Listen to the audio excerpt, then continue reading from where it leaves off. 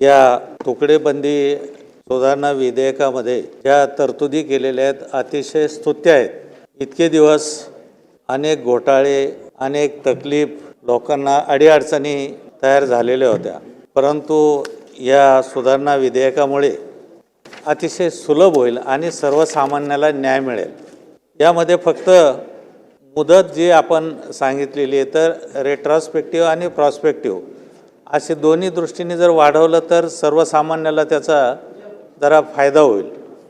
आणि जे आपण चार्जेस लावता बाजार मूल्याच्या 5% समजा, तर रेसिडेन्शियल साठी जर असेल, कारण हे सर्वसामान्य कुटुंबानेच ब्रीच केलेलं आहे साधारणपणे, तर त्याला जर कमी करता येत असेल तर तो एक आणखी फायदा सर्वसामान्याला होईल।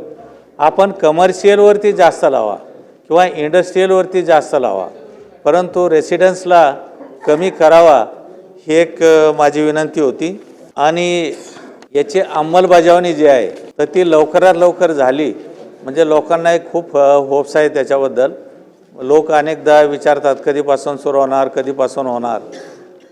शिंदे साहेबांनी सांगितलं तसं काही बिल्डर लोकांना फायदा होईलच, झाला तरी चालेल, पण सर्वसामान्यांचं हित त्यामध्ये असल्यामुळे या विधेयकाला मनापासून मी पाठिंबा देतो।